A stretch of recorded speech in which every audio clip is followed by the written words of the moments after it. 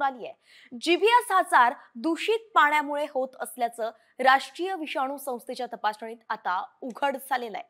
महापालिकेच्या आरोग्य विभागानं केलेल्या तपासणीमध्ये पुण्याच्या नांदेड गावामध्ये जीबीएसची लागण झालेल्या 26 रुग्णांच्या घरातील त्यांच्या पाण्यामध्येच क्लोरीनचं प्रमाण हे अगदी शून्य आढळलं होतं आणि म्हणून आता दूषित पाण्याचा पुरवठा रोखण्याचं मोठं आव्हान महापालिकेसमोर असणार आहे।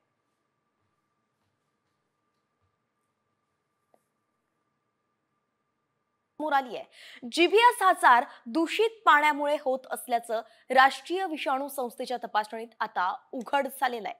महापालिकेच्या आरोग्य विभागानं केलेल्या तपासणीमध्ये पुण्याच्या नांदेड गावामध्ये जीबीएसची लागण झालेल्या 26 रुग्णांच्या घरातील त्यांच्या पाण्यामध्येच क्लोरीनचं प्रमाण हे अगदी शून्य आढळलं होतं आणि म्हणून आता दूषित पाण्याचा पुरवठा रोखण्याचं मोठं आव्हान महापालिकेसमोर असणार आहे।